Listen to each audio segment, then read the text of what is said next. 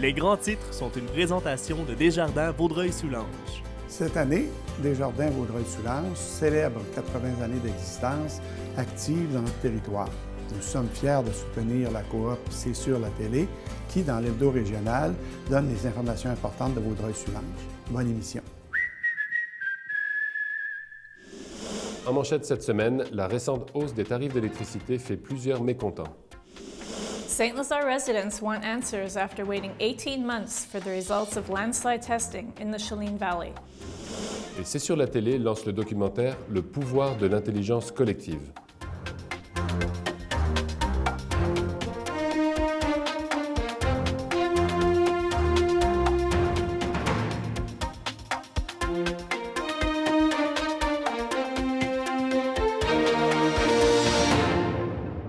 Bonjour et bienvenue à l'hebdo régional bilingue de Vaudreuil-Soulanges. Bonjour Carmen. Hi Willie, welcome to the weekly bilingual news broadcast for Vaudreuil-Soulanges. So Willie, I understand we're facing another increase from Hydro-Québec. En effet, Carmen, la Régie de l'énergie a finalement autorisé une hausse des tarifs d'électricité de 4,3% pour les clients résidentiels à partir du 1er avril 2014. Cette hausse procurera 207 millions de dollars supplémentaires à Hydro-Québec. Entre la première hausse autorisée par la Régie de l'énergie en 2004 et cette nouvelle hausse en 2014, les tarifs d'électricité auront augmenté de 25,6%, alors que l'indice de prix à la consommation au Québec aura augmenté dans la même période de seulement 21,3%. L'Association coopérative d'économie familiale du Haut-Saint-Laurent considère cette dernière hausse inacceptable et demande plutôt que les hausses des tarifs d'électricité, service essentiel au Québec, ne dépassent pas l'inflation. The town of St. Lazare is being asked to produce the results of tests conducted by the Quebec Environment Ministry 18 months ago to determine the severity of landslide risk in the Chalene Valley area. Residents living in the region are expressing frustration, saying they're unable to sell their homes until the landslide risk can be ruled out and are questioning the length of the delay in releasing the results. St. Lazare Mayor Robert Gramado said more has been done in the last 20 months than in the last decade, and that the information will be relayed to the residents as soon as the town has the completed testing from the ministry. Landslide studies were also recently carried out in Notre-Dame-de-l'Île-Perrot, but the results have not yet been made public. After sitting vacant for 6 months, the remains of a small home in Notre-Dame-de-l'Île-Perrot were burnt to the ground in a controlled training exercise by the Île-Perrot Fire Department April 5th. The original fire broke out early September of last year and claimed the life of an 87-year-old man. Police originally had said the fire was suspicious and launched an investigation. The controlled burn destroyed the remainder of the structure. Citoyens au Courant, a grassroots environmental group based in Rigaud, recently traveled to Cornwall, Ontario to host an information session for landowners on whose property the Enbridge pipeline crosses. The National Energy Board granted Enbridge approval March 9th to reverse the pipeline flow and pipe 300,000 barrels per day of diluted bitumen from Alberta to Montreal East. Over 100 people showed up for the Skype presentation by independent pipeline expert Richard Kuprovitz. Following the half-hour session that covered the topic of pipeline crack threats, structural integrity, and behavior of different oil types under pressure, Kuprovitz answered questions from the audience. Landowners are strongly urged to work together as a group and consult legal counsel when negotiating pipeline operator property easement agreements. For more information on the session and how to view it in its entirety, consult their Facebook page. Nous recevons aujourd'hui un maître chocolatier de la région qui fête ses 50 ans de métier, M. Jean-Louis Cottin. Bonjour, M. Cottin. Bonjour. Hi, welcome to the studio. Bonjour. Alors, tout d'abord, félicitations. 50 ans de métier, ce n'est pas rien. Est-ce que vous pouvez nous raconter comment a débuté l'aventure? 50 ans, pour moi, c'est comme si c'était hier. Mais ça a commencé en France, à la sortie de l'école, à 14 ans, que je suis rentré en apprentissage chez un pâtissier, chocolatier et traiteur. Describe for us the qualities that make a good chocolate as opposed to a dépanneur chocolate. C'est la qualité du chocolat, de la matière première qui est utilisée. Dans le nôtre, il y a moins de sucre, puis il y a des pourcentages de cacao qui sont beaucoup plus élevés. Et peut-être aussi que dans le chocolat de dépanneur, le beurre de cacao a été remplacé par des graisses végétales ou... Toutes les huiles de palme. C'est ça. Ça arrive d'abord à des prix moindres, parce que si on part... moi, j'achète la matière première de chocolat plus cher que ce que le dépanneur vend son chocolat. Donc, il y a quelque chose qui fonctionne pas. Ah oui. Et quelles différentes variétés de chocolat offrez-vous dans votre restaurant? Bien, au restaurant, nous avons différentes variétés de chocolat. Ben, nous avons le chocolat noir, chocolat blanc et le chocolat au lait. Le chocolat noir, ben, c'est le chocolat d'origine, il n'y a rien qui est rajouté. Le chocolat est composé juste de pâte de cacao, de sucre et de beurre de cacao. C'est tout ce qu'il y a. Bon, autrement, il y a différentes sortes. Hein. Il y a le pourcentage de cacao qui peut changer aussi dans les chocolats. On utilise, nous, du 64% de cacao pour le chocolat, tous les moulages que l'on fait. Mais on utilise aussi du 70 et du 80. On va rarement en dessus de 80 parce qu'il faut quand même un plaisir à manger le chocolat. Parce que si vous êtes trop amer et puis vous faites la grimace quand vous le mangez, il n'y a pas de plaisir. Oh oui, bien sûr. Tell us about some of the different flavors that you have. I know there's maple and... Alors, mais ça, ce sont les intérieurs les intérieurs de bonbons qui sont différents. On en a, je pense que c'est une vingtaine de saveurs différentes, de garnitures intérieures de bonbons. On sait caramel à l'érable, caramel à l'orange, et puis même caramel salé. Et autrement, on en a à framboise, aux cerises, des ganaches Cointreau, des fruits de la passion, On va y aller. bananes. How do you resist eating all the chocolate in the restaurant? Faites-vous pas d'idée, on ne résiste pas. On mange, j'en mange du chocolat. Si je vais à un restaurant, s'il n'y a pas de dessert au chocolat, je ne prends pas de dessert. Mais ce qu'il faut, c'est quand on fabrique le chocolat, il ne faut pas commencer le matin au départ à manger le chocolat, là, parce qu'on en mange toute la journée. Hein. On peut se faire un plaisir à la fin, puis en manger. Mais non, on ne résiste pas. Monsieur Cottin, vous nous avez expliqué que le chocolat industriel, dans ce chocolat-là, il retire le beurre de cacao et le remplace par des huiles beaucoup plus bon marché. Mais qu'est-ce qu'ils font de tout ce beurre de cacao? Mais le beurre de cacao peut servir à beaucoup de choses. En cosmétique, ça sert, même en produits pharmaceutiques, ça peut servir aussi, et dans beaucoup de produits industriels. Et ça sert aussi en cuisine. Ils font ce qu'ils appellent le micriol. C'est un beurre de cacao lyophilisé en poudre, et on s'en sert pour la cuisine. Nous, au restaurant, on s'en sert beaucoup pour cuire les poissons, les pétons. C'est très bon comme ça. C'est meilleur naturellement que le beurre, ou de l'huile d'olive, mais on s'en sert beaucoup comme ça. Does the oil have a chocolate taste to it? Non, ça n'a pas du tout le goût de chocolat, ça ne goûte pas le cacao, là. C'est juste la matière grasse. Ça ne donne aucun goût de chocolat dans la cuisine. Vous possédez aussi un restaurant à Très-Saint-Rédempteur qui fête ses 30 ans d'existence, la Maison du Défricheur.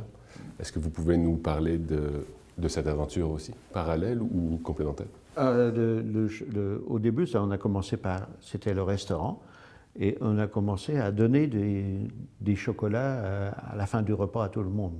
On donnait ça, et les clients nous ont dit, ben oui, mais là, on n'a plus faim pour manger du chocolat.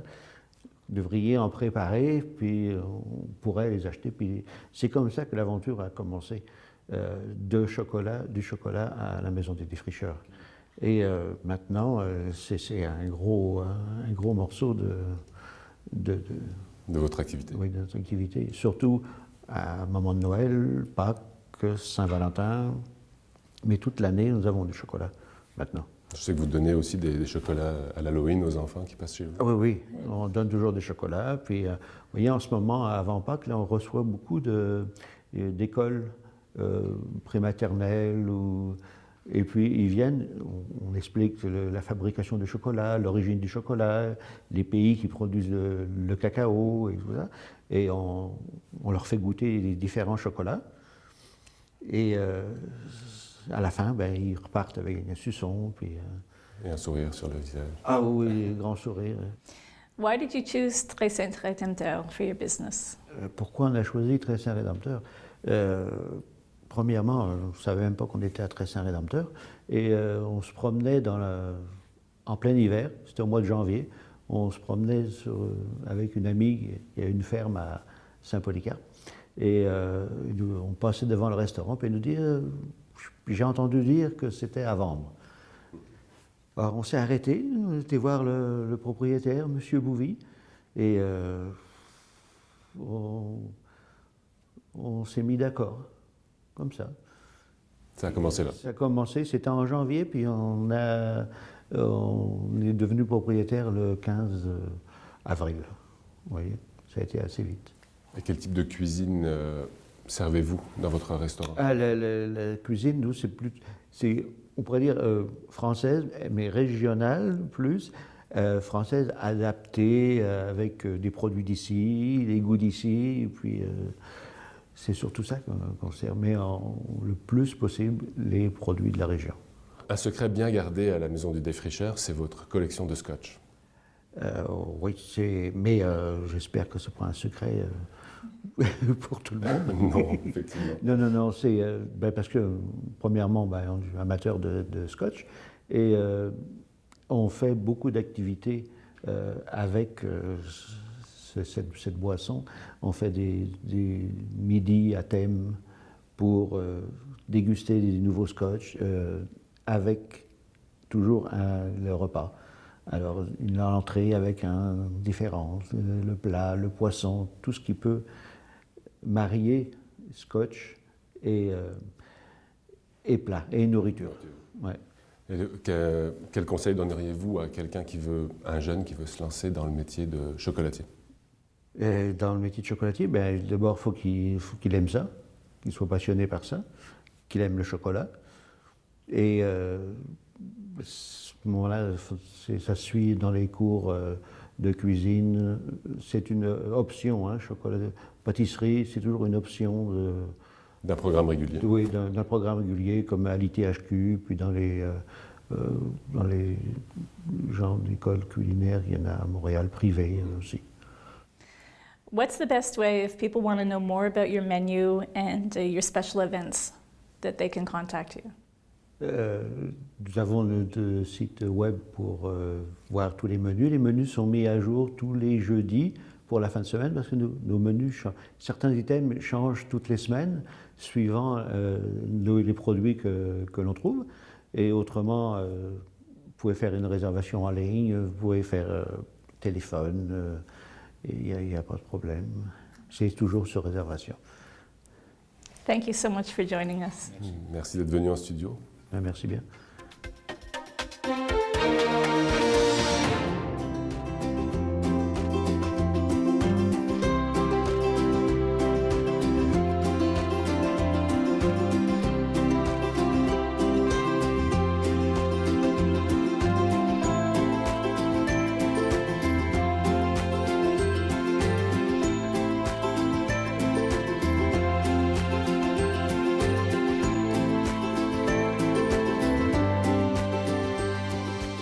C'est sur la télé a participé à la réalisation du documentaire Le pouvoir de l'intelligence collective portant sur le projet du laboratoire rural Mon rêve, mon village de la coop C'est sûr. Et pour nous parler du projet, nous recevons aujourd'hui l'un des intervenants, M. Normand Molland. Bonjour M. Molland. Bonjour. Hi, welcome to the studio. Happy to meet you. Pouvez-vous nous dire en quoi consiste l'intelligence collective? Oui, deux mots, intelligence et collective. Le point crucial, c'est que l'intelligence est un comportement, pas autre chose. Et on l'appelle ici collective parce que c'est ce qui arrive lorsque des gens mettent ensemble leurs compétences au lieu de laisser l'un d'entre eux dominer. Et l'intelligence collective s'avère, comme elle est basée sur la diversité des approches, beaucoup plus robuste et beaucoup plus efficace que l'intelligence d'un individu, quel qu'il soit. What was the goal of the documentary film that you made? Two goals, really. One was to document what happened during the Laboratoire Rural for the ministry. And the other goal was to provide lessons learned and all the information we could gather for those who would like to use the methods and the approach that we used. Donc au départ était pour expérimenter une méthode de gouvernance communautaire sur le mode d'une démocratie participative par consentement. Très compliqué, tout ça finalement la méthode, la sociocratie nous permettait de l'expérimenter et de voir comment elle pouvait s'implanter dans un milieu comme le nôtre. Et on était certain par le mode de sociocratie, de la façon que c'était mené, que chacun pourrait avoir son droit de parole. Pour nous, c'était une façon d'aller chercher les gens, les bénévoles, et surtout aussi de les motiver, puis pour qu'ils se sentent vraiment partie intégrante de tout ce grand projet-là. Est-ce que d'autres projets similaires ont été tentés au Québec? Oui, il y en a eu plusieurs, mais c'est essentiellement des tentatives d'utiliser les approches de l'intelligence collective au sein d'entreprises de façon à obtenir un fonctionnement plus efficace et surtout un fonctionnement plus intéressant pour les membres et pour les utilisateurs des produits de l'entreprise. Comme utilisation dans un domaine pratiquement public comme le développement d'une municipalité ou d'une région, à ma connaissance, non pas encore. In hindsight, would you do anything differently? Oh, certainly. We tried to use the sociocratic methods at the very beginning with the people who had no knowledge of the methods and who were not really deeply implicated in the Coop CESUR, and that was a really, really bad mistake. We should have tried, first of all, to learn the method and then to apply it within the cooperative instead of trying to apply it to all the people of a village without them knowing the method. Quel conseil donneriez-vous à d'autres groupes qui décideraient de tenter l'expérience?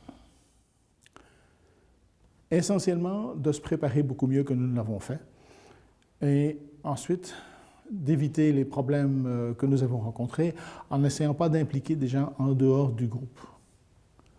Un autre problème, c'est essayer d'éviter ce qui nous arrive, c'est-à-dire de se trouver avec trop peu de gens pour faire fonctionner le système et donc d'avoir, à cause de ça, trop peu d'utilisation. Parce que le système sociocratique de prise de décision qu'on a utilisé devrait normalement être utilisé, j'ai envie de dire, à planche. Il devrait être utilisé sur tous les problèmes qu'on rencontre et nous ne l'avons utilisé que sur quelques aspects seulement.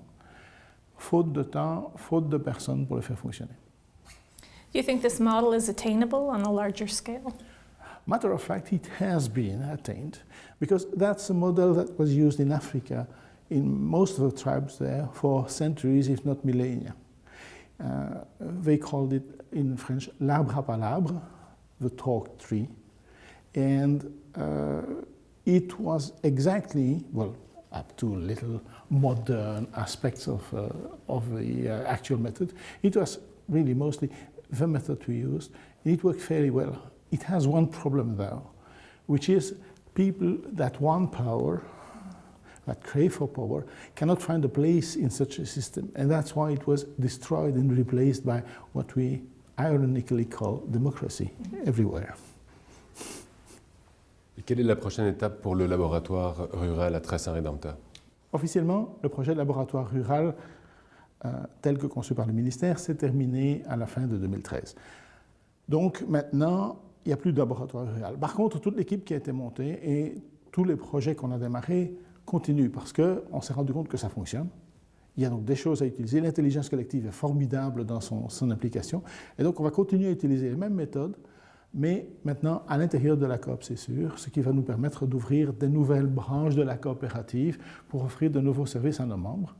Et en même temps, ça va permettre à plus de gens de rejoindre la Coop et de nous proposer d'autres services à créer, puisque justement, c'est une méthode qui permet de prendre des propositions de tous les membres et de les élaborer, de les corriger jusqu'à ce que tous les membres soient d'accord avec la proposition. Where can we see the final documentary film? Oh, it's on the website of C'est sur la télé. I expect it will someday also find its place on the website of Coop CESUR. But in the meantime, just look at cessurlatélé.ca and you'll find it. or CCO.tv, and you'll find it too. Thank you so much for joining us. It was a pleasure. Merci, M. Mollin. Merci à vous, c'était vraiment agréable. La bibliothèque de Saint-Lazare recevra les élèves de l'école de peinture Manon Labelle pour une exposition du 28 mars au 25 avril. Vous êtes invités à venir découvrir ces œuvres vibrantes et dynamiques. A meeting exploring the properties of rosé wines will be held at the St. Lazare Community Center April 24th. Come experience many rosé wines worth discovering and learn about this unique wine's best attributes. Reservations are required and participants must be 18 years of age and over. La direction du Centre de santé et des services sociaux du Suroît informe la population qu'en raison des congés de Pâques, tous les services externes de l'hôpital du Suroît seront fermés vendredi le 18 avril et le lundi 21 avril, incluant le centre de prélèvement, de prise de sang et de radiologie. Veuillez noter que ces fermetures ne s'appliquent toutefois pas aux services de l'urgence, qui demeurent ouverts en tout temps. As part of the upcoming Earth Day, the city of Notre-Dame de l'Île-Perrot is organizing a conference on waste reduction April 22nd. This lecture will be given by Marlene Hutchinson, author and environmental consultant, and aims to raise awareness to the costs and impacts associated with waste management and to suggest concrete actions to reduce the amount of waste generated by residents and families. Dans le cadre de la Semaine de la santé mentale, la table de concertation en itinérance de Vaudreuil-Soulanges et le réseau d'échange en santé mentale présentent une conférence de Fletcher Peacock, auteur du best-seller « Arroser les fleurs, pas les mauvaises herbes ». Cette activité grand public ayant pour thème « Apprivoiser la communication » se tiendra le 24 avril prochain à 19h au théâtre Paul-Émile Meloche du Centre culturel de la Cité des Jeunes. Les billets au coût de 5 $ sont en vente à la CDC Vaudreuil-Soulanges. An English book club for adults is held on the third Tuesday of every month at the Pancourt Library. If you love reading and would like to discuss your literary discoveries with other readers, come join the ongoing discussions from 7 to 8:30 p.m. until the month of June. Le Centre d'action bénévole L'Actuel offre un service de préparation de déclaration de revenus pour les personnes à faible revenu dans ses locaux de Vaudreuil-Dorion. An exposition titled The World in Motion will be shown at the Vaudreuil-Dorion Municipal Library on Janot Street beginning April 21st. Consisting of culturally based work created by primary school students under the instruction of artist Tina Struthers, the exhibit features 100 mobiles composed of mixed media. Le 25 avril prochain, le Centre d'action bénévole L'Actuel offrira sa vente printanière de vêtements neufs pour les enfants de 0 à 5 ans. Ces vêtements, conçus par des bénévoles du centre, se détailleront à partir de 50 sous pour les familles en difficulté de la région. Le 26 avril se tiendra la vente grand public à prix régulier. L'argent amassé servira à financer la confection de nouveaux vêtements neufs pour la prochaine année. That's all for this week. Thanks so much for joining us. Thank you, Willie. Merci Carmen et revenez-nous la semaine prochaine alors que nous reviendrons sur les résultats des élections. Have a good week. Bonne semaine.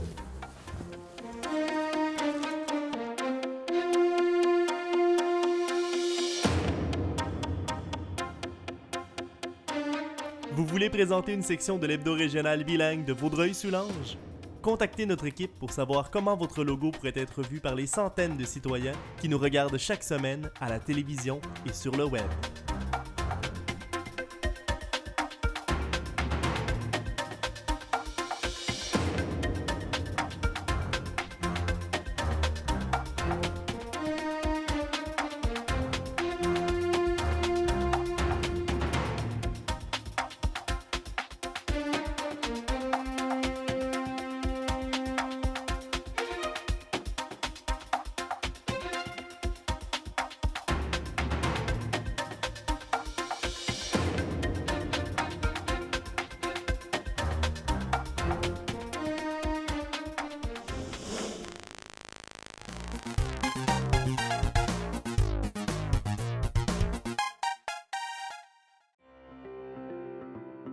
La capsule qui suit est une présentation de la Conférence régionale des élus de la vallée du Haut-Saint-Laurent.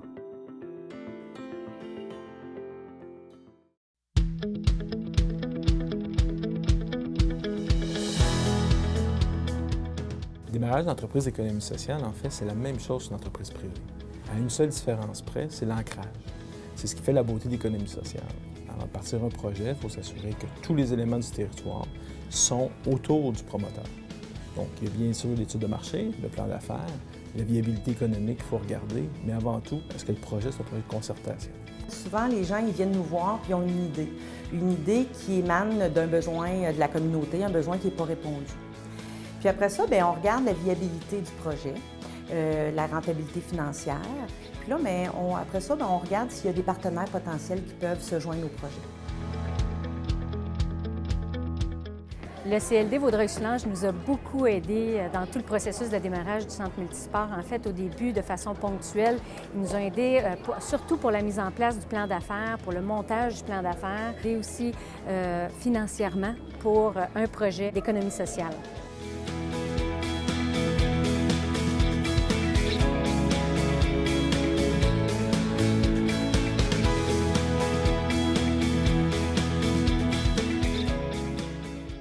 Alors, le centre multisport est définitivement un lieu d'attraction pour les grands événements, les événements d'envergure, que ce soit des tournois, des activités communautaires. On sent vraiment que ça comble un besoin criant pour la communauté, tant pour la pratique d'activités physiques que pour la promotion des saines habitudes de vie. Et définitivement que le centre multisport a créé un sentiment d'appartenance et de fierté régionale à Vaudreuil-Soulanges. La mission de la Récolte chanceuse, c'est de faire l'équitation thérapeutique pour des personnes avec une problématique soit intellectuelle, soit physique ou soit émotionnelle. Bon, la Récolte chanceuse a vécu une période un petit peu plus difficile, dont j'ai fait appel à Isabelle. Je l'ai rencontrée à son bureau pour faire les premières démarches, à savoir ce qu'on pouvait recevoir comme service. Par la suite, elle nous a aidés avec certains documents ainsi que réunions ici sur place à l'écurie. L'aide que la CDC a apportée à la récolte chanceuse a été beaucoup au niveau d'une période difficile que l'entreprise a vécue. Donc, ce qu'on a fait, c'est qu'on a regardé avec les personnes du conseil d'administration, les règlements généraux. On a vu à organiser une assemblée générale extraordinaire, à mettre en commun des ressources que le conseil d'administration connaissait moins. Donc, on a fait de la référence. Et puis, bien, on les soutient là, dans le démarche qu'ils font actuellement.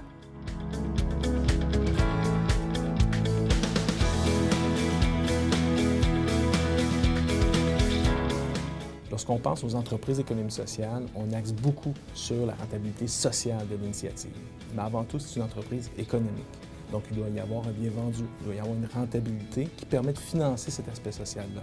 Donc, il faut vraiment développer les compétences, le marketing, le produit, la qualité de ce produit-là, la publicité, la promotion. Donc, on encourage beaucoup les entrepreneurs d'économie sociale à développer ce volet-là de leur entreprise.